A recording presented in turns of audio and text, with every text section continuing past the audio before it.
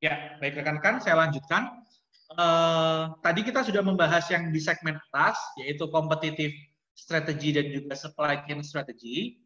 Saat ini kita membahas yang di cross-functional drivers, yaitu information. Ya.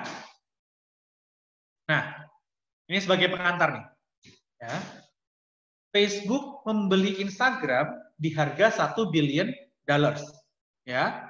Kemudian Facebook juga membeli WhatsApp, itu angkanya initial bid-nya itu di angka 16 billion. Jadi untuk aplikasi bulat-bulat warna hijau dan warna pink magenta ya, dihargai segitu besarnya, Bapak Ibu. Sebenarnya apa yang dibeli? Yang dibeli adalah informasinya, Bapak Ibu. Karena pengguna WhatsApp dan Instagram itu banyak, Facebook memiliki program yang namanya Facebook Ads. Kalau dia punya data semakin banyak, maka dia semakin bagus untuk mempromosikan ya programnya yang namanya Facebook Ads. Dan sekarang kan banyak di Instagram itu juga dipakai untuk usaha, ya. Kemudian mereka juga melakukan promosi lewat Instagram, yang mana nantinya kalau promosi lewat Instagram, ketika Instagram dimiliki oleh Facebook, larinya ke Facebook Ads. Jadi muaranya juga nyari informasi atau data, Bapak Ibu. Jadi sekarang kita tahu informasi ini merupakan hal penting dan mahal harganya. Gitu ya, Bapak Ibu ya. Nah, itu kenapa information itu berjalan dua arah di supply chain network.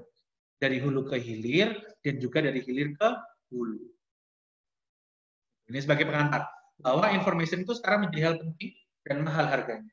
Itu kenapa aplikasi kecil-kecil warna hijau dan warna magenta dihargai mahal. Karena yang sebenarnya dibeli bukan dari aplikasinya gitu, tapi dari sebenarnya data yang mereka punya. Karena data itu menjadi marketnya Facebook. Baik. Nah, dalam informasi tadi kita sudah sempat menyinggung forecasting pada saat push proses di strategi responsif. Ya, kita push proses. Nah, kita push proses, kita melakukan forecasting. Jadi sebenarnya apa sih forecasting itu gitu ya? Sebenarnya apa sih forecasting itu dan kenapa kok kita butuh forecasting? Ya.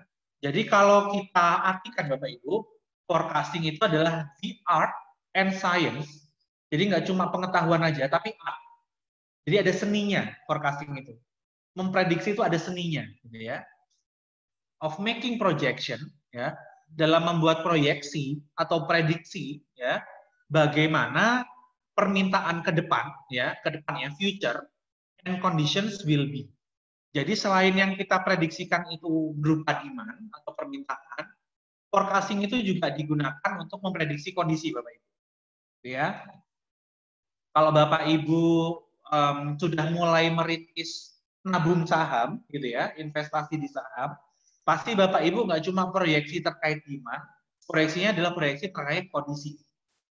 Misal kita beli saham di Telkom, kira-kira kondisi telekomunikasi di tahun depan itu gimana sih? Nah, itu kita juga melakukan forecasting. Metodenya juga berbagai macam metodenya, dan itu ada istilah art-nya dan ada unsur art. Ya. Nah, pertanyaan berikutnya adalah kenapa forecasting itu perlu dilakukan? Ya, kenapa kok penting dilakukan? Jadi prediksi, ya, important forecasting, gitu ya, informasi kita agar mendapatkan informasi berbagai macam, Bapak Ibu. Jadi forecasting ini digunakan di awal sekali saat kita mau melakukan push proses. Untuk apa? Yang pertama adalah to calculate production capacity and scheduling. Ya, jadi kita mengkalkulasi ya production capacity dan scheduling. Kayak tadi yang saya contohkan, misal saya bekerja di perusahaan beton, maka saya harus prediksi kalau kita mentargetkan penjualan 150.000 produk beton di tahun depan, apakah mencukupi kapasitas produk kita, kapasitas produksi kita.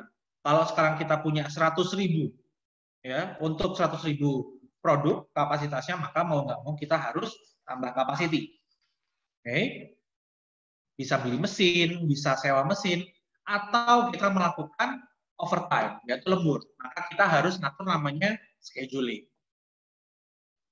Bapak Ibu ya. Nah, kalau kita sudah tahu, oke, berarti kita harus targetnya 150.000, maka kita allocate marketing workforce. Kita mengalokasikan tenaga marketing kita. Gimana caranya? Kamu masuk ke setiap proyek, tawarin produk kita, supaya kita bisa achieve di angka 150.000 di akhir tahun. Ya, maka kita harus mengalokasi sales force. Sales force itu adalah tenaga marketing kita. Berapa yang kita butuhkan? Apakah 100 orang, apakah 1.000 orang, atau cukup 50 orang? Gitu ya. Kemudian promotion. Kita di dalam industri pasti punya budget untuk promotion. Gitu ya. Kalau kita mau achieve 150.000 produksi di tahun depan, maka berapa budget promotion yang harus kita alokasikan? Diambil berapa persen nih dari target kita untuk alokasi promosi. Ya. Kemudian new production introduction. Kadang-kadang untuk achieve sejumlah tertentu di tahun depan, kita nggak bisa menjual produk yang sudah ada. Kita kadang-kadang harus menjual produk-produk baru yang inovatif. Sehingga market itu merespon, oh ini produknya baru nih. Jadi dia menggantikan fungsi produk sebelumnya dengan inovasi produk terbaru. Itu adalah new production introduction. Ya. Kemudian to manage finance. Jadi kita harus manage finance kita. Ya, seperti tadi, misal kita contoh mau nambah kapasitas, maka kita harus hitung investmentnya berapa, gitu ya. Budget kita cukup apa enggak? Kalau nggak cukup, apa yang harus dikurangi supaya kita bisa investment. Itu adalah manage finance. Kemudian to manage human capital, gitu ya. Maka kalau kita 150.000, apakah kita harus rekrut orang baru? Kita harus rekrut karyawan baru. Atau kita kalau kayaknya kita bisa efisien tahun depan, ya udah berarti kita berhentikan pegawai kontrak kita dulu. Kita berhentikan, nanti kalau ada project lagi kita hire, kita rehire. Jadi itu kenapa kita perlu melakukan forecasting. Nah, forecasting itu digunakan dalam berbagai macam dimensi, Bapak Ibu. Ya, ada istilahnya yang dia long range, ada istilahnya yang medium range, ada yang istilahnya short range. Ya, kalau long range Bapak Ibu itu adalah penggunaan prediksinya biasanya hitungannya tahun. Ya, bisa 1 tahun, 2 tahun, 5 tahun. Apa-apa saja yang di forecast kalau kita pakai long range, yang kita forecast adalah di situ contohnya factory capacities yang tadi sempat kita singgung Bapak Ibu. Kemudian planning for new products, ya. Kemudian facility location or expansion. Apakah kita sudah cukup dengan fasilitas sekarang atau kita bikin fasilitas baru di kota lain yang mana kota itu merupakan center dari market kita. Nah, ini juga pertimbangan forecasting yang long range. Ya. Berikutnya adalah medium range, ya, hitungannya months biasanya. Biasanya antara 1 sampai 6 bulan hitungannya kalau medium range. Apa-apa saja yang di forecast? Yang di forecast adalah sales planning, gitu ya. Sales planning gimana penjualannya per bulan, kemudian sama production planning, ya. Buat Bapak Ibu yang sedang berkuliah di teknik industri, production planning ini merupakan salah satu mata kuliah, ya, yang dipelajari juga di teknik industri, ya, production planning. Nah, berikutnya short range. Kalau short range ini kaitannya waktunya weeks, minggu. Biasanya antara 1 minggu sampai 3 minggu maksimal. Ya, apa-apa saja yang diplanningkan, yang diprediksikan adalah planning. Ya, planning produksinya. Hari ini berapa, itemnya apa yang diproduksi, kemudian purchasing. Hari ini kita beli apa, besok beli apa, atau minggu ini kita beli apa, minggu depan beli apa. Ya, workforce level artinya berapa karyawan yang harus kita masukkan hari ini, berapa besok, berapa minggu depan, perlu ada yang lembur apa enggak. Ya. Itu adalah keputusannya yang short range atau keputusan dalam minggu. Nah, berikutnya adalah nature of forecasting. Ibu ya, nature of forecasting sama karakteristik of forecast. Ya, nature of forecasting artinya hakikatnya forecasting itu punya sifat apa aja sih, gitu ya. Nah, forecast are rarely correct. Jadi forecasting itu jarang benernya. Ya, dalam kurung there must be an error. Pasti ada errornya. Tinggal sekarang gimana cara kita meminimalkan errornya. Ya. Berikutnya adalah long term forecast are less accurate than short term forecast. Ya, tadi kan kita tahu ada long range, ada medium range, ada short range. Nah, long term forecast biasanya dia forecastnya menggunakan data dari banyak tahun sebelumnya, Bapak Ibu.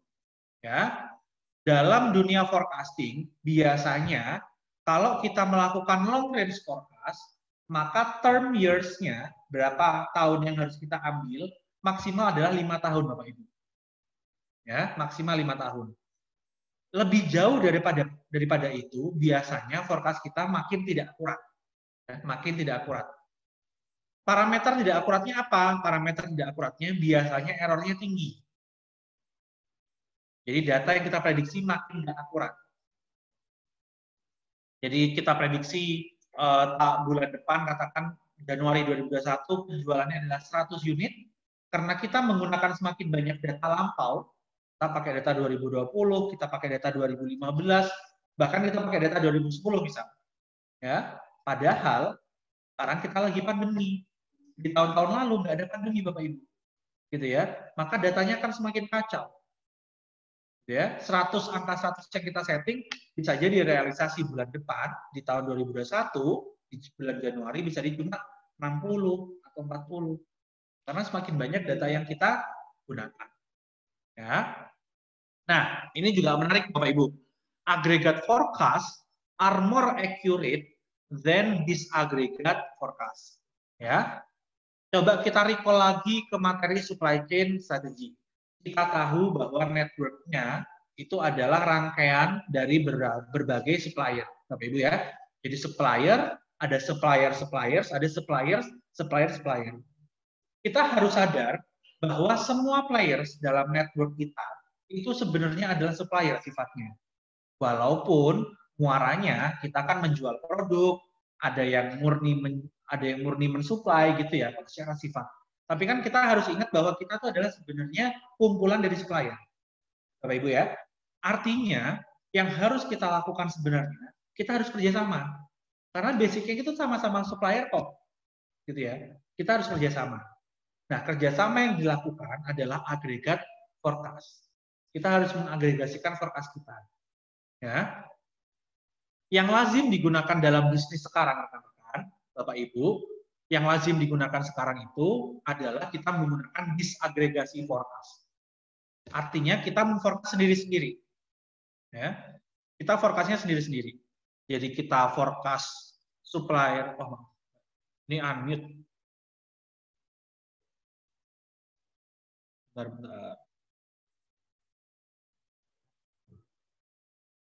Ini ada chat.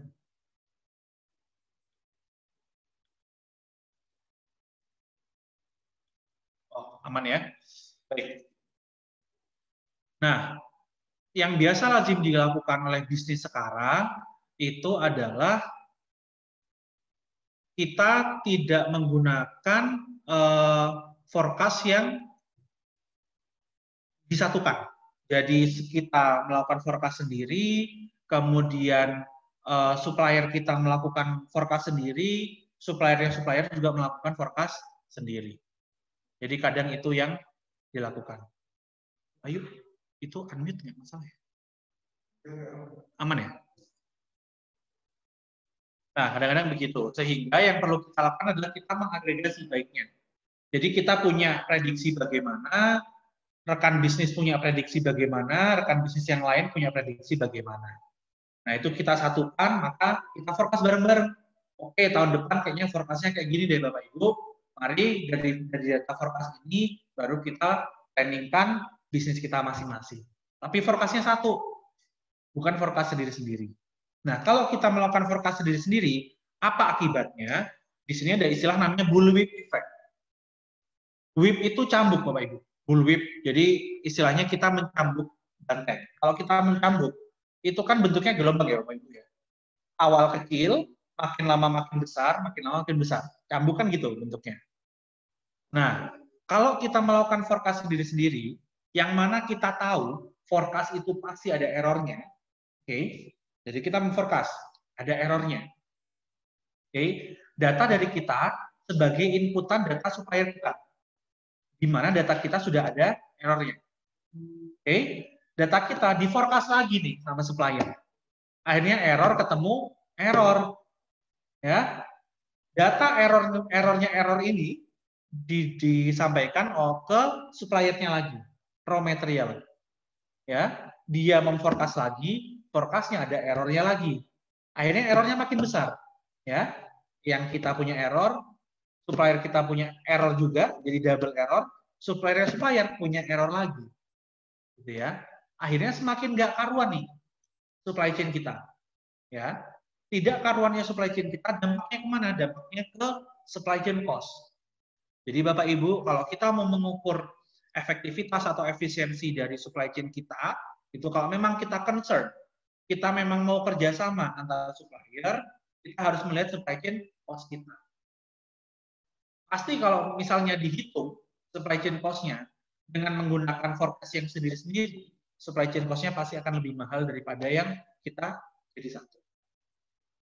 Tapi memang keterbukaan antar bisnis sekarang memang masih menjadi isu, apalagi di Indonesia. Gitu. Tapi di luar negeri, keterbukaan data ini sudah bisa diakses oleh manapun.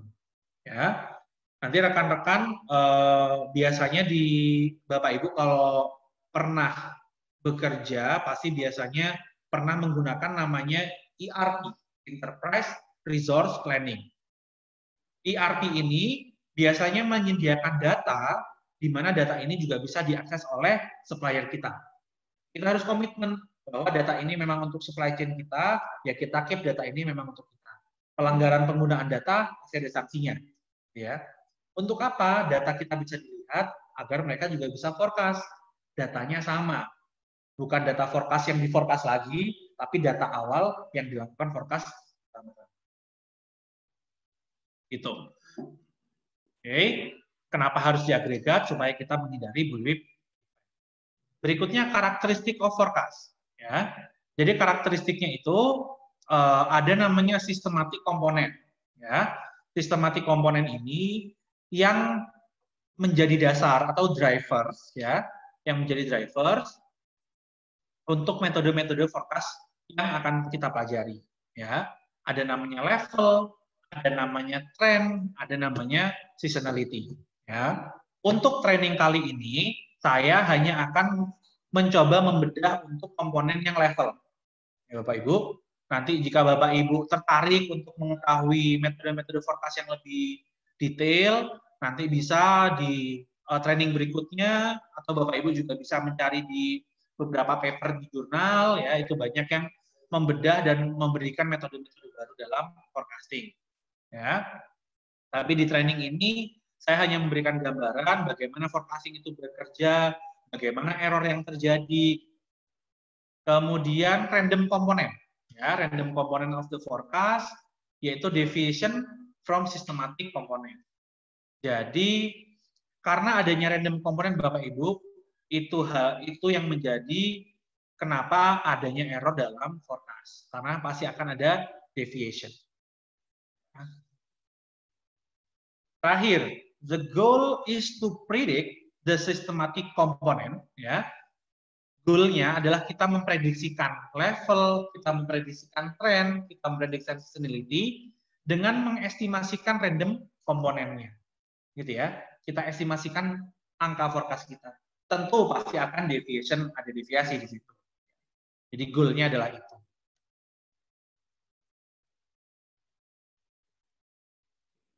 Nah, sekarang classification of forecasting, ya. Jadi forecasting Bapak Ibu itu bisa dipisahkan menjadi subjective method dan objective method. Ya. Dalam subjective method kita biasanya ini umumnya kita mengenal 4 hal ini. Ada Salesforce Composite, ya, artinya menggabungkan data dari salesman kita atau saleswoman kita. Kita gabungkan data itu yang kita jadikan patokan untuk forecasting. Oke. Ada juga customer surveys, ya. Customer surveys ini masih lazim digunakan, Bahkan Disney World juga melakukan ini, Bapak Ibu. Nanti akan saya tunjukkan contohnya customer service yang dilakukan oleh Disney World. Ya. Kemudian adalah jury of executive opinion. Ya. Jury of executive opinion ini artinya kadang-kadang judgement angka yang kita gunakan untuk forecasting itu kadang-kadang kita meminta opini dari beberapa eksekutif. Ya. Bisa dari perusahaan kita, bisa juga dari perusahaan orang lain. Delphi method mirip-mirip. Delphi method itu kalau Delphi method adalah murni pendapat dari atasan kita yang kemudian kita masukkan dalam metode yang namanya AHP. Ya, metode AHP tidak akan saya bahas di sini Bapak Ibu, tapi akan saya bahas di materi sourcing. Nanti kita akan melihat bagaimana sih metode AHP itu digunakan. Nah, selain metode subjektif, yang sering digunakan adalah objective method. Terutama untuk dari pihak akademisi, biasanya kita lebih condong untuk mengajarkan kepada mahasiswa itu objective method.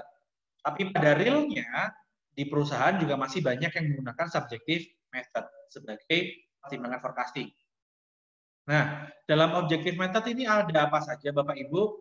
Yang pertama ada causal model, ya. Causal model ini artinya sebab akibat.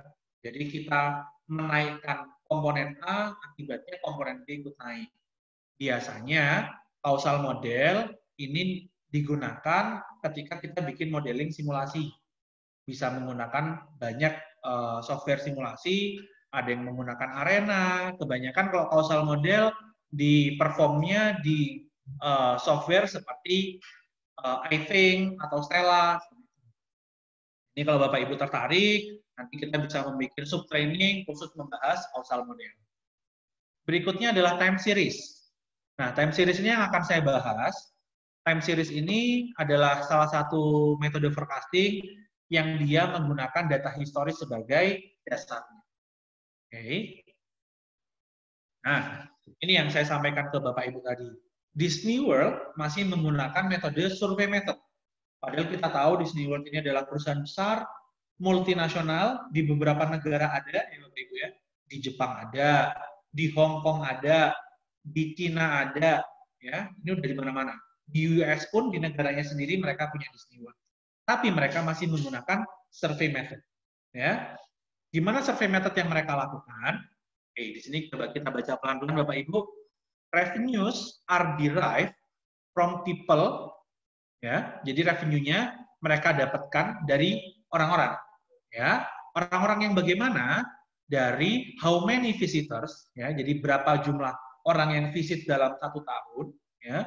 Dan juga bagaimana pola mereka menghabiskan uangnya. Menarik ya. Jadi kalau kita datang ke, kalau di Surabaya apa? Surabaya Carnival Night Market gitu ya. Di dalam sana itu kan isinya nggak cuma mainan, nggak cuma amusement park, tapi mereka kan ada jual merchandise, mereka ada food court gitu ya. Oleh Disney World itu dianalisa semuanya. Sentrisnya kemana gitu ya? Apakah banyak yang condong ke merchandise? Kalau banyak yang condong ke merchandise jenis apa? Gitu ya Bapak Ibu ya. Kalau mereka condong ke food court-nya makanan apa? Ya, jadi ini yang dianalisa. Oke. Kemudian di situ ada kalimat Daily Management Report on the 4 theme parks near Orlando contains only 2 numbers. Oke. Jadi yang mereka prediksikan itu adalah memprediksi dari data kedatangan kemarin sama data actual attendance. Hanya pakai 2 itu. Ya, jadi dia tidak menggunakan banyak data lampau, data bulan lalu, data tahun lalu, mereka mainly hanya menggunakan 2 data itu. Dan nanti kita akan belajar metode yang cuma menggunakan 2 data ini. Ya. Nah, kemudian ini kan basicnya, basic yang mereka gunakan. Kemudian apa yang mereka lakukan, gitu ya, untuk perform survey method. Yang pertama, mereka menginputkan ya data dari airline specials. Ya, jadi mereka punya tim yang untuk mengakses data airlines, gitu ya. entah ini mereka mempekerjakan sendiri atau punya orang di airlines gitu ya, mereka mengumpulkan datanya gitu ya. Kemudian Federal Reserve Policies. Federal Reserve Policies itu di US itu punya namanya The Fed, Bapak Ibu. Kalau di kita punyanya BI, Bank Indonesia. Jadi mereka mengumpulkan gimana sih kebijakan moneternya tahun depan misal atau bulan depan. Adakah isu moneter? Gitu. Kemudian and the vacation schedule, ya, vacation schedule ini artinya jadwal libur dari 3.000 sekolah seluruh dunia. Gitu ya Bapak Ibu ya. Kesannya sih subjektif, tapi ternyata data yang dikolek itu ternyata banyak. Gitu ya. Jadi mereka memprediksikan berdasarkan data libur 3.000 sekolahan di seluruh dunia. Ya. Nah, di sini diketahui, ini unik Bapak Ibu ya. 20% of the customers come from outside the USA. Ya, jadi kalau kita mengenal dunia ini miskin, ternyata tidak Bapak Ibu ya. Kita mengetahui bahwa 20% customer-nya Walt Disney datangnya di luar dari Amerika. Yang kita tahu Amerika itu negara kaya gitu ya, ternyata dia disumbang ya 20% visitornya itu adalah dari luar negeri. Dan nanti kita akan coba belajar ada yang namanya 80-20 law. Ada hukum 80-20 Bapak Ibu. Kadang-kadang 80% revenue itu hanya disumbang oleh 20% customer. Jadi kita bisa berasumsi 80% revenue-nya Walt Disney itu bisa datang dari 20% customer-nya, yang mana dari luar USA. Itu kenapa dia mengumpulkan 3.000 sekolah Bapak Ibu jadwal liburnya. Ya. Nah, forecasting at Disney World. Each year, a staff of 35 analysts and 70 field personnel. 70 field ini berarti dia yang petugas lapang ya Bapak Ibu ya. Kalau analis itu kadang-kadang kerjanya di kantor. Survey 1 million park guests, employees, and travel professionals. Ya, jadi mereka mensurvei. Daily, weekly, monthly, annually, and 5-year of forecast are generated. Ya, seperti yang saya sampaikan di awal, biasanya data paling lama adalah data 5 tahun ke belakang. Jarang perusahaan besar melakukan forecast hingga 10 tahun ke belakang. Nah, kalau misal Bapak Ibu penasaran, kenapa kok 5 tahun Bapak Ibu? Ya, kenapa kok 5 tahun? Biasanya 5 tahun ini dijadikan tahun pemerintahan. Umumnya, ya, satu siklus pemerintahan itu kan 5 tahun. Ya, baik di Indonesia maupun di USA biasanya 5 tahun. Artinya apa Bapak Ibu? Kalau kita menggunakan data ke-6 sampai data ke-10, ada asumsi bahwa pemerintahannya berbeda. Berbeda pemerintahan, berbeda kebijakan. Sehingga tidak baik kita menggunakan data yang mana kebijakannya sebenarnya kebijakan lampau. Kebijakan lampau membawa tren sendiri terhadap pola ekonominya. Itu Bapak Ibu ya. Makanya kadang-kadang kita berhentikan sampai 5 tahun. Asumsinya dalam 5 tahun ini adalah pemimpin baru atau pemimpin lama dengan kebijakan baru. Ya. Berikutnya adalah labor management, maintenance, operation, finance, and park, ini kurang D ya, and park scheduling, utilize the forecast to adjust opening times, staffing levels, guest admitted. Ya. Jadi opening times itu juga diatur Bapak Ibu. Jadi kalau kita kan biasanya pakai lazim buka dari jam 8 sampai jam 4 gitu kan ya. Kenapa pertimbangannya ya? Karena bisnis lain seperti itu. Kalau Disney World enggak. Mereka punya basic. Mereka punya dasar. Kenapa opening times-nya dibuka di jam segitu. Ya, staffing levels. Biasanya levels yang bekerja di hari weekdays sama hari weekend berbeda. Penentuannya gimana jumlahnya? Mereka punya staffing level sendiri. Ya, guest admitted. Ya, guest admitted artinya berapa uang yang digunakan atau berapa uang yang dipatok sebagai tarif tamunya, gitu ya. Tiap tahun kadang-kadang ada perbedaan Walt Disney. Kemudian hari weekdays dan hari weekend untuk usia tertentu gitu ya, itu juga bisa jadi berbeda guest admitted-nya. Ini semua dihitung berdasarkan data-data yang mereka survei. Oke, Bapak Ibu ya, dunia forecasting. Saya masuk ke metode objektif, kalau tadi kan metode subjektif. Saya masuk ke metode objektif yang time series ya. Saya tidak membahas kausal, tapi saya membahas time series. Ya. Time series method exclusively use past data. Ya, jadi time series itu eksklusif dia menggunakan past data. Jadi rely on historical data. Ya. Makanya biasanya dia juga disebut namanya naif method. Ya, jadi naif. Ngejudge tahun depan berdasarkan perilaku tahun lalu. Ya, kan kita nggak boleh ya ngejudge orang lain berdasarkan perilaku tahun lalunya gitu ya. Nah, makanya naif. Biasanya disebutnya naif method. Nah, komponennya apa saja Pak dalam time series? Komponennya adalah adanya trend, seasonality, cycles. Cycle itu siklus.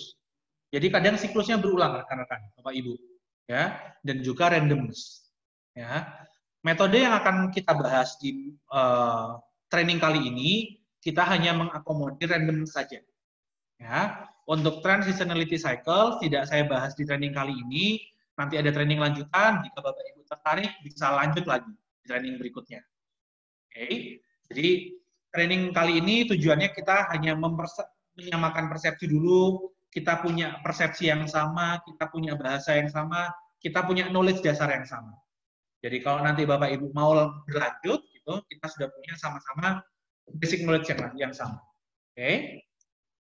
Nah, kemudian metodenya apa Pak? Kalau kita menggunakan time series, ya, jadi ada beberapa metode umum. Yang pertama adalah moving average, ya, moving average. Kedua adalah exponential smoothing, ya. Kalau moving average tadi kita punya simple sama weighted. Jadi ada yang simple, ada yang ada bobotnya, weighted.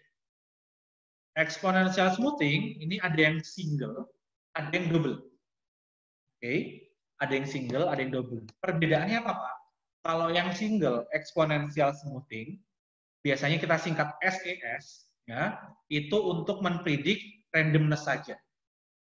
Oke, tapi kalau yang double, biasanya kita juga memprediksi trend. Oke. Yang metode ketiga, winter method for seasonal. Kalau metode ketiga, nanti kita pakai 3 parameter, Bapak Ibu. Ya. Kalau parameter pertama tadi randomness, parameter kedua adalah trend, parameter ketiga adalah seasonality-nya, siklusnya. Oke. Menarik Bapak Ibu, metode forecasting ini juga banyak dikembangkan di publikasi-publikasi ilmiah, banyak yang membahas terkait forecasting juga. Nah, ini ada sedikit formulasi matematis ini ya. Jadi jika Bapak Ibu sekarang join-nya online menggunakan handphone, Bapak Ibu mungkin boleh jika ada laptop di tempat Bapak Ibu sambil membuka laptop Bapak Ibu, di sini kita mulai ada mini workshop, jadi ada study case kecil yang akan kita bahas bersama-sama. Bapak Ibu bisa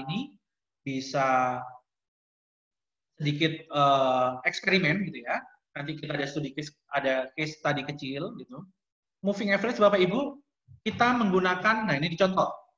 Ada FT plus 1, itu adalah 1/n. N ini adalah jumlah data Bapak Ibu. 1/n dalam kurung DT plus DT minus 1 plus titik-titik sampai DT plus 1 minus N. Bapak Ibu ya. Kalau formulasi ini disingkat menggunakan sigma, jadi bentuknya FT plus 1 sama dengan 1/n sigma, ya.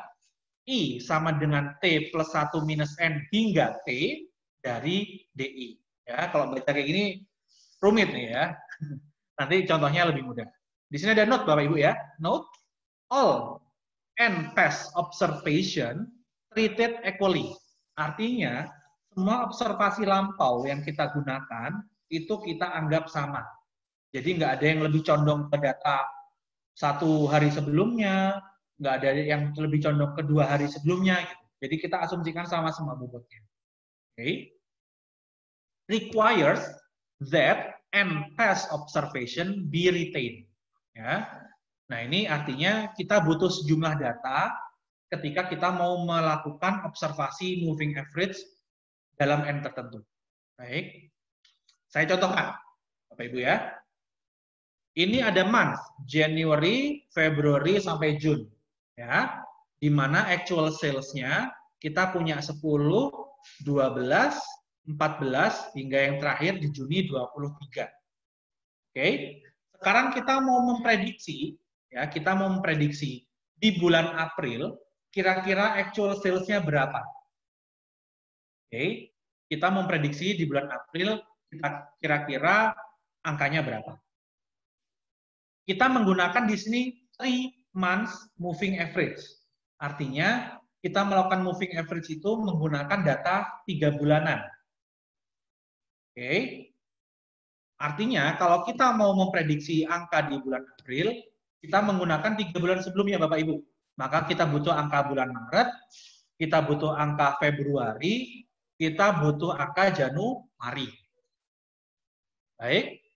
Kalau sekarang misal saya ganti format moving average, maka kita butuh data Maret, Februari, Januari, dan Desember tahun sebelumnya. Gitu Ibu ya, Bapak Ibu. Artinya dengan metode moving average, kita perlu cukup data untuk melakukan moving average. Ya. Karena 3 month, maka kita melakukan rata-rata. Average ini kan rata-rata ya Bapak Ibu ya, bahasa Inggrisnya dari rata-rata. Moving artinya bergerak. Rata-ratanya bergerak Bapak Ibu. Ya. Ambil contoh, bulan April, maka kita menjumlahkan 10 plus 12 plus 14, ya Bapak Ibu ya, dibagi 3. Datanya kan 3. Maka 10 tambah 12, 22, 22 tambah 14 nya 36. 36 dibagi 3, maka sama dengan 12. Oke. Sekarang kita mau prediksi bulan Mei. Ya, kita prediksi bulan Mei, maka asumsinya kita punya angka actual sales-nya di bulan April. Maka kita pakai 3 bulan sebelumnya. Untuk bulan Mei, maka kita pakai bulan April, bulan Maret, sama bulan Februari. Semua datanya adalah data actual sales, bukan data forecasting ya Bapak Ibu ya. Maka kita dapatkan 12 tambah 14 adalah 26, 26 ditambah 16 adalah 42. Ya, Ibu ya. Benar ya, 42 dibagi 3, 14. Begitupun di bulan Juni juga sama, kita menggunakan bulan Mei, April, dan Maret, yaitu 14 plus 16 plus 18. Dibagi 3, maka sama dengan 16. Oke. Nah, itu tadi yang moving average simple, Bapak Ibu. Sekarang kita menggunakan bobot, yaitu weighted moving average. Ya, maka sekarang kita memberikan bobot pada data-data yang kita gunakan. Oke, misal saya pengen menitik beratkan data yang kemarin banget itu adalah data yang lebih akurat daripada data yang lainnya. Maka kita memberikan bobot lebih besar daripada 2 data sebelumnya. Contoh, ini ada contohnya. Nah, misal Bapak Ibu ya, saya memberikan bobot lebih besar pada data sebelumnya. Artinya, kalau misal saya menganggap data bulan Maret itu adalah data yang harus dipertimbangkan lebih banyak, saya kasih di situ bobotnya 0,5. Ya, jadi 14 dikalikan 0,5. Data bulan Februari lebih rendah dikit daripada data bulan Maret. Saya kasih bobot 0,3. Data yang paling akhir, data bulan Januari, saya kasih bobot lebih kecil lagi, 0,2. Ya, selama jumlah bobotnya, kalau dijumlahkan Bapak Ibu, sama dengan 1. Ya, di sini kita dapat contohnya. Jadi 10 dikali 0,2 ditambah 12 kali 0,3 ditambah 14,05. Kita dapatnya adalah 12,6. Ya, untuk weighting moving average kita tidak bagi 3 Bapak Ibu karena kita sudah memberikan bobot yang jumlahnya sama dengan 1. Ya. Ini yang weighted moving average. Ya. Nah, Berikutnya adalah exponential smoothing. Ya, exponential smoothing kita pakai nilai alfa Bapak Ibu. Kalau tadi kita pakai bobot, ya, sekarang kita pakai nilai alfa. Ya, di sini ada istilah namanya rule of thumb. Ya, thumb itu kan jari. Jari kita kan ada 5 ya Bapak Ibu ya, di satu tangan ada 5. Artinya apa? Dalam kita menentukan alfa, baiknya alfa itu ada di angka 0,1 hingga 0,5 maksimal nilai alfanya. Ya, Bapak Ibu ya.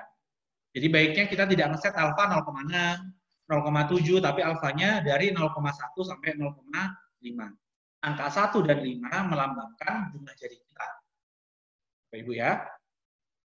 Perbedaannya adalah di jumlah datanya Bapak Ibu. Kalau di moving average, katakan tadi kita perform 3-month moving average. Artinya kita butuh angka setidaknya 3 bulan sebelum Bapak Ibu. Ya, datanya lebih banyak. Tapi kalau kita menggunakan exponential smoothing, kita mirip Walt Disney tadi. Kita hanya butuh data hari sebelumnya itu dan data forecast-nya. Hanya butuh 2 data. Ya. Ini rumus matematikanya. Caranya gimana? Caranya gini. Datanya sama, ya, angkanya sama Bapak Ibu seperti data moving average. Sekarang kita kasih bobot. Tadi kan alfanya rule of thumb ya Bapak Ibu ya. Antara 0,1 sampai 0,5. Di sini saya menggunakan 0,3. Ya. Jadi saya cuma butuh 2 data.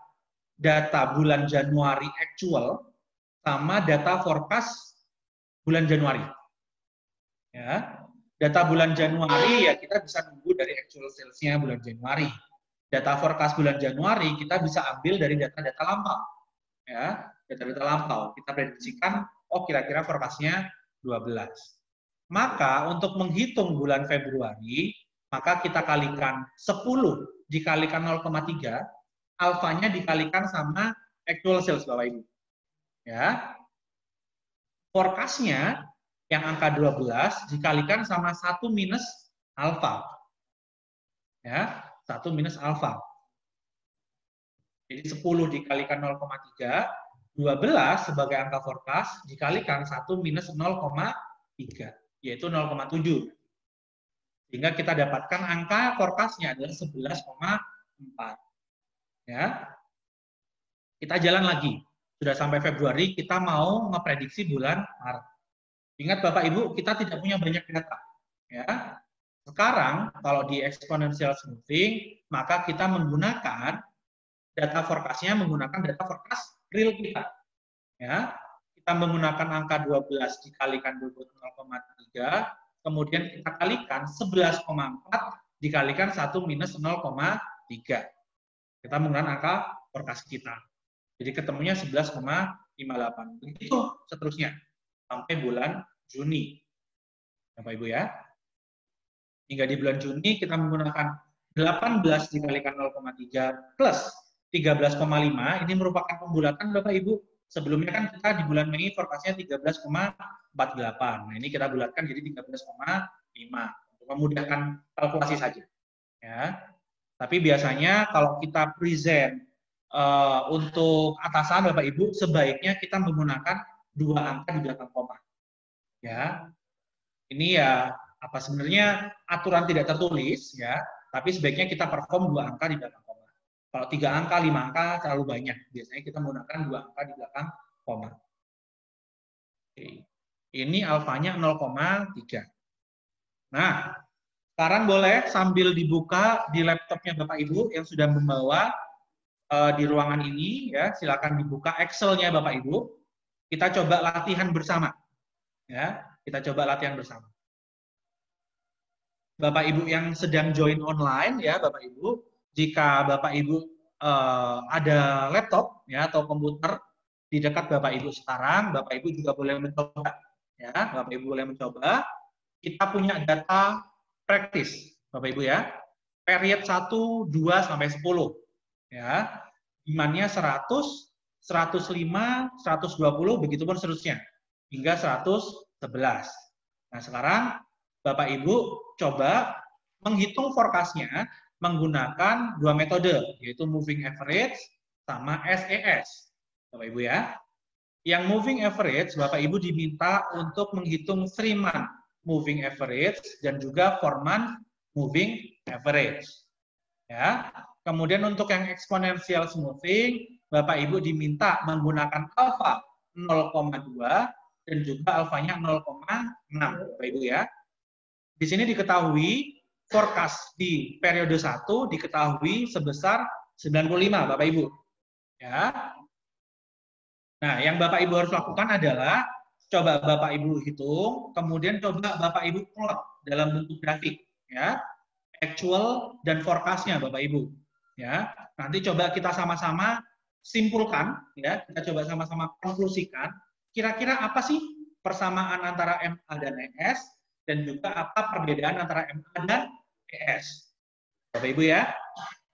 Baik. Karena sekarang sudah waktunya istirahat, jam 11.30, Bapak Ibu yang online sekarang bisa sambil break, ya, bisa sambil makan siang, bisa sambil ibadah, nanti sambil setelah itu Bapak Ibu bisa coba utak-atik, ya, Bapak Ibu bisa coba utak-atik. Ini materinya di-share yang online, di-share ya, materi saya, di-share ya. Baik, Bapak Ibu bisa sambil lihat-lihat di halaman sebelumnya.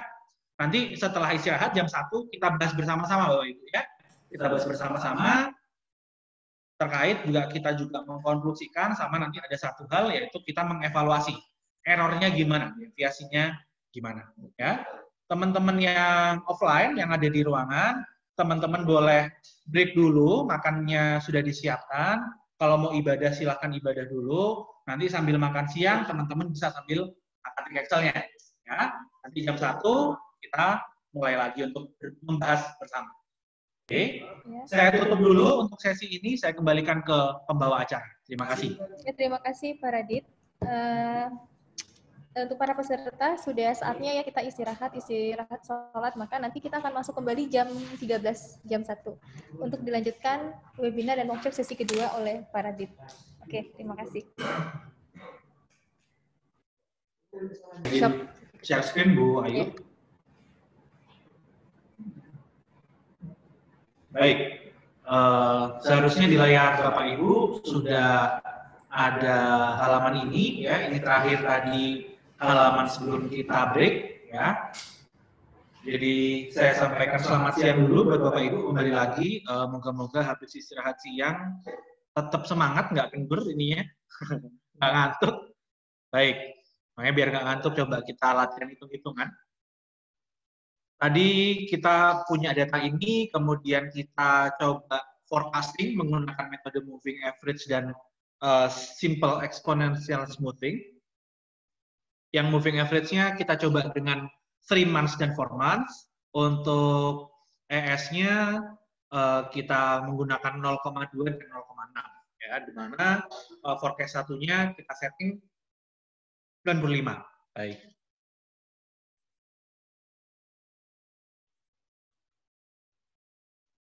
Baik, kalau sudah Bapak Ibu testing, harusnya munculnya angkanya seperti ini. Teman-teman gimana yang di sini? Sudah mirip-mirip? Baik, coba kita breakdown satu-satu ya Bapak Ibu. Jadi di MA3, berarti kita menggunakan 3 data sebelumnya, artinya untuk data keempat, berarti kita menggunakan data ketiga, 2, dan ke-1. Untuk MA4, karena kita membutuhkan 4 bulan, maka forecast-nya jatuhnya ada di periode ke-5. Jadi kita menggunakan 4 data sebelumnya, yaitu 85, 120, 105, dan 100. Kemudian kita jalankan, average-nya munculnya angkanya seperti tersebut. Kemudian begitupun untuk exponential smoothing, kita menggunakan 2 parameter, yang pertama 0,2 dan yang kedua adalah 0,6. Angka 95 kita setting di periode pertama, karena tadi di soal diketahui bahwa F1, artinya itu di forecast di periode ke-1. Jadi dua-duanya kita setting 95, berikutnya yang 0,2 kita setting, kemudian angkanya seperti tersebut, yang 0,6 juga angkanya seperti tersebut, sama-sama. Nah ini kalau Bapak Ibu menghitung, ini saran dari saya ketika bekerja, kalau menghitung ada angka yang ada desimalnya di belakangnya, boleh Bapak Ibu biasakan untuk meninggalkan 2 angka di belakang koma. Jadi ini semuanya sudah sama, even angka itu 0, jadi Bapak Ibu juga boleh dikeluarkan 0-nya jadi 0, 0. Biar semuanya angkanya seragam, 2 angka di belakang koma. Berikutnya, nah setelah Bapak Ibu menghitung, kemudian coba diplottingkan ke dalam bentuk grafik atau kurva. Ya, jadi di sini sudah kita petakan.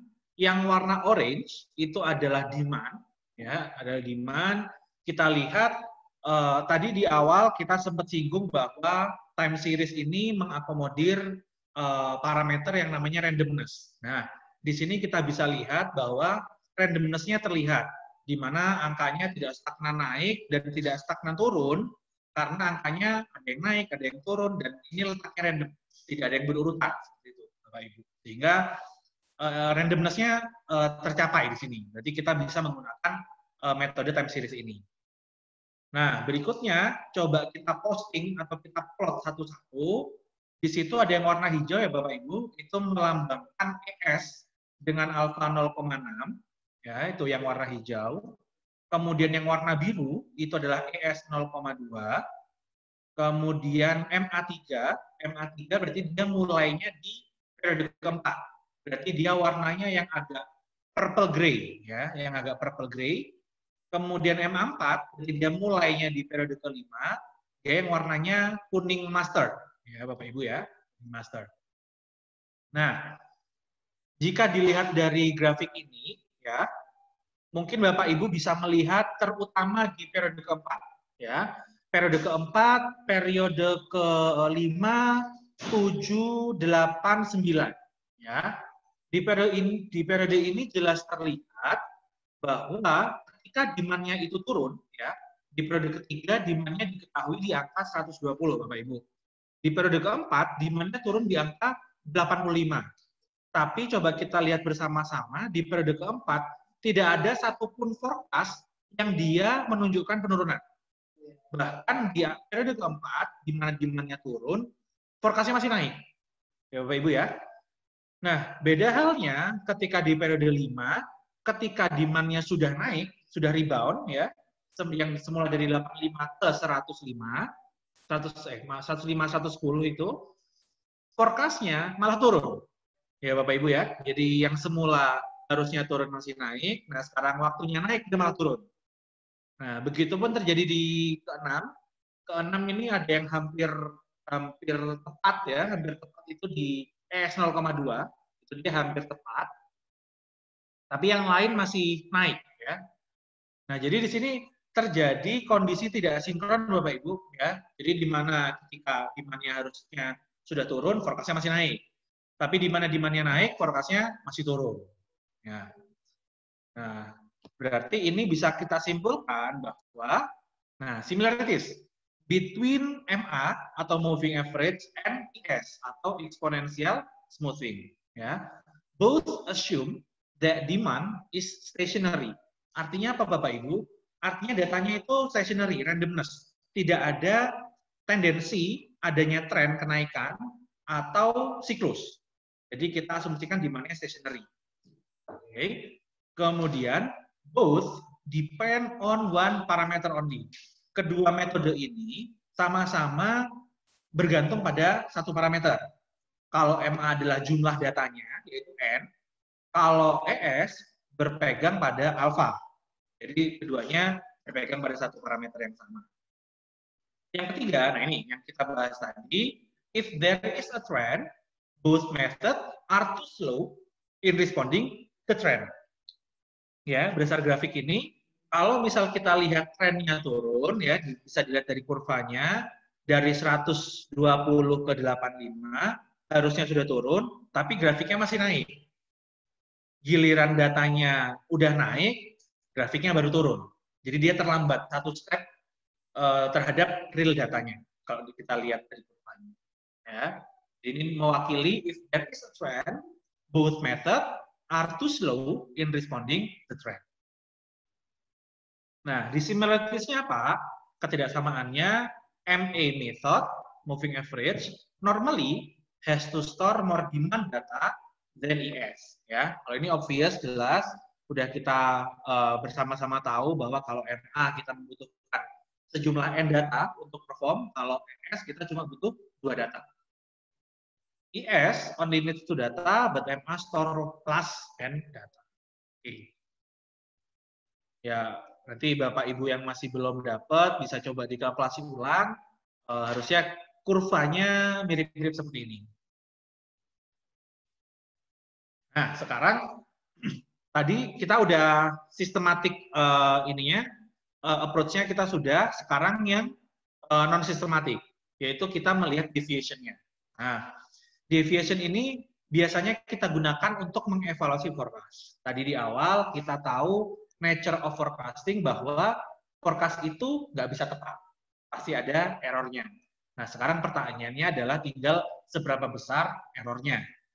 Nah, untuk mengukur biasanya forecast evaluation yang banyak di jurnal-jurnal ilmiah juga menggunakan mainly ada 4 metode Bapak Ibu. Yang pertama adalah MFE, mean forecast error. Yang kedua adalah MAD, mean absolute deviation. Yang ketiga adalah MSE, mean square error. Dan yang keempat adalah MAPE, orang bilangnya MIPI, yaitu mean absolute percentage error. Oke, coba kita kupas satu-satu. MFE atau mean forecast error dalam kurung bias. Nah, jadi ada yang orang bilang MFE itu sama dengan bias. Ya. Di sini ada kalimat the better the forecast, the closest to zero. Jadi semakin baik forecast-nya, deviation-nya itu semakin mendekati 0, the closest to zero. Okay. A large positive MFE, jadi kalau nanti setelah teman-teman hitung MFE-nya adalah angka positif, means that artinya the forecast is undershooting the actual observation. Artinya undershooting ini kalau misalnya harusnya kita nebaknya 100, kita nebaknya 80. Demand-nya 120 gitu ya. Harusnya kita nebak 120, ternyata demand kita, forecast kita adalah 80. Jadi undershoot. Oke. Kalau misalnya angka MFI-nya nanti adalah angka negatif, berarti forecast kita overshoot. Harusnya kita nembak 120, kita nembaknya 160. Overshoot. Oke. Di sini juga ada kalimat zero MFI doesn't imply that forecast are fake. Jadi kalau teman-teman mendapati MFI-nya ada yang 0 gitu misalnya, itu tidak berarti forecast teman-teman perfect. Hanya teman-teman nembaknya pas. Gitu ya. Hanya teman-teman nembaknya pas. Nah, sekarang gimana kalau mean absolute deviation? Kalau mean absolute deviation, dia mengukur bias juga, sama seperti MFI, mirip seperti MFI, tapi dia diabsolutkan. Ya, kalau absolut berarti kan nilainya akan positif semua. Jadi kita tidak mendetek undershoot dan overshoot. Oke. Mean squared error. Jadi kalau square itu kan artinya 2. Ya, mean squared error artinya dia dipangkatkan 2. Measure how big the bias occur. Nah, kalau yang MSI Bapak Ibu biasanya digunakan untuk biasnya tuh seberapa besar, gitu ya. Karena kan angkanya dikuadratkan. Jadi kalau nanti misal ketemu MFI-nya adalah 10 gitu ya, dikuadratkan kan jadi 100 gitu. Jadi angkanya obvious, errornya kelihatan besar. Nah, yang terakhir adalah MAPI, mean absolute percentage error. Measure the bias occurred in percentage compared to actual data. Jadi kalau yang MSI keluarnya angka, MAD keluarnya angka, MFI keluarnya angka, kalau MIPI keluarnya adalah percentage. Gitu ya Bapak Ibu ya. Nah, penggunaannya gimana nih? Contoh dulu, ini pakai data dummy ya. Diketahui misal ada periode 1 sampai periode ke-8. Di mana actualnya adalah 217, 213, 216, hingga data ke-8 adalah 212. Kita punya forecast, berturut-turut ada 215, ada 216, 215, hingga yang paling akhir adalah 216. Nah, yang pertama, ini kita menghitung MFI, Bapak Ibu. Jadi kita mengkurangkan data actual dengan data forecast. Contoh, actualnya adalah 217, forecast-nya adalah 215. Angka MFI-nya ketemunya adalah 2, angka positif. Artinya dia adalah undershoot. Nah, contoh lain, actualnya 213, forecast-nya 216. Sehingga angka MFI-nya adalah angka negatif. Ketika angka negatif, maka bisa kita simpulkan bahwa kita adalah overshoot. Nah, angka MFI kemudian kita bawa di dalam bentuk absolut. Maka berubah menjadi MAD, mean absolute deviation. Ya Bapak Ibu ya. Kemudian angka absolut yang kita punya di MAD kita kuadratkan. Sehingga nanti jadinya MSI, mean square error. Nah, data ini tadi kemudian kita bawa lagi untuk dirubah dalam bentuk percentage, di mana angka absolutnya error dibagi sama angka actualnya. Ya, dibagi sama actualnya dikalikan 100%. Oke. Nah, di bawah itu sudah muncul average-nya masing-masing Bapak Ibu. Jadi 8 data tersebut kita average-kan, ketemu average-nya adalah 2 untuk yang MFI, kemudian yang MAD itu ketemu rata-ratanya adalah 22, kemudian yang MSI itu dia keluar ketemu angkanya 76, sementara untuk yang MAPI itu keluar di 10,26%. Nah, belum selesai di sini Bapak Ibu, karena kita harus membaginya kembali dengan rata-ratanya, gitu ya. Jadi 22/8 adalah 2,75, kemudian 76 dibagi dalam kurung N-nya adalah 8 dikurangi 1, rumus MSI. Jadi MSI ini berbeda dengan yang lain. Kalau yang lain kita menggunakan N sebagai penyebutnya, kalau MSI penyebutnya adalah N-1. Itu yang membedakan. Nah, biasanya yang menjadi perdebatan adalah begini. Ini kan ada 4 metode yang sama yang bisa kita gunakan untuk mengukur forecast evaluation-nya. Nah, yang terbaik yang mana gitu. Kadang-kadang banyak itu menjadi perdebatan. Yang baik yang mana sebenarnya untuk dipakai gitu. Nah, itu biasanya dikembalikan lagi ke penelitinya atau penggunanya. Dia lebih tertariknya mau kemana gitu ya. Tadi kan kita tahu bersama bahwa MFI itu kan untuk menunjukkan bias-nya, deviation-nya, real deviation-nya. Itu tidak bisa kita dapatkan ketika kita menggunakan MAD karena angkanya kita absolutkan. Tapi kalau mau melihat seberapa besar errornya, kita bisa menggunakan either MAD atau kita menggunakan MSI. Karena MSI mengamplify data errornya. Yang semula 22 bisa jadi 76. Jadi makin obvious, errornya makin kelihatan. Gitu. Nah, sementara kalau kita menggunakan MAPI, maka kita tidak bisa melihat seberapa besar kesalahannya, tapi kita bisa melihat ada seangka percentage, yang mana percentage itu mewakili error yang terjadi dalam forecast kita. Artinya forecast yang kita lakukan mengandung gitu ya 10,26% kesalahan. Nah, sekarang coba dengan metode yang tadi kita gunakan gitu ya, adanya MA dan juga SES gitu ya, coba kita perform untuk semuanya gitu ya. Ini ada Amin F ini untuk MFI ya, untuk MFI. Kemudian absolute error gitu ya. Untuk MAD, kemudian mean square error ya, kita kuadratkan gitu ya, angkanya kita kuadratkan. Kemudian ada MAPI-nya juga ya, ada MAPI-nya juga. Jadi begini kita bisa lihat, mungkin kalau dilihat dari angka MA3 angkanya minus. Berarti dia undershoot ya. MA4 angkanya positif, berarti dia overshoot. Oke. Absolute error ternyata lebih besar MA3 absolute errornya. Dia 12, MA4 dia 9,17. MSI-nya juga sama. Dia 221, yang MA3, yang MA4 adalah 104,81. Kalau kita misalnya mau ngambil kesimpulan kasar, tadi kan kita sudah tahu bahwa semakin banyak data yang digunakan, maka less accurate. Ya. Dari sini aja kita sudah tahu bahwa kalau kita menggunakan MA3, di mana kita menggunakan 3 data gitu ya, 3 data, maka error yang terjadi lebih besar. Nah, untuk percentage error ada di 12,6 sama 8,6. MA4 lebih kecil secara persentase errornya. Kalau ES gimana? Nah, ini yang ES 0,2 ternyata hasilnya positif. MFI-nya. Berarti dia ES 0,2 adalah overshooting. Yang ES 0,6 nilainya negatif, berarti dia undershooting. Kemudian absolute error itu juga 0,2 juga lebih baik ya, 11,48. MSI-nya juga lebih baik, MIPI-nya juga lebih baik.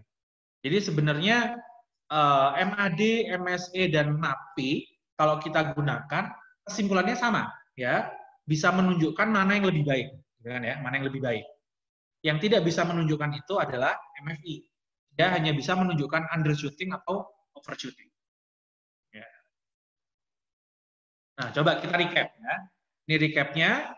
Jadi MA3, coba dihitung MIPI-nya, kita bagi sama jumlah datanya ya, Bapak Ibu. Yang di MSI kita bagi 9, yang selain MSI kita bagi dengan 10. Ya. MIPI-nya yang ada yang di paling ujung, 12,68, 8,62. Ternyata malah hitungan yang lebih simpel, itu malah menunjukkan MIPI yang lebih kecil. MA kan lebih simpel ya Bapak Ibu ya, kalau Bapak Ibu tadi coba perform hitungan di Excel, tinggal average, tarik, itu aja. Sementara yang 0,2 Bapak Ibu harus masukin alfanya, dikunci kolomnya gitu ya Bapak Ibu ya, dikunci kolomnya. Nah ternyata yang lebih simpel bisa menunjukkan MIPI yang lebih kecil. Nah ini saya highlight juga, ES 0,2 hasilnya positif maka dia undershooting, yang ES 0,6 MFI-nya negatif maka dia overshooting.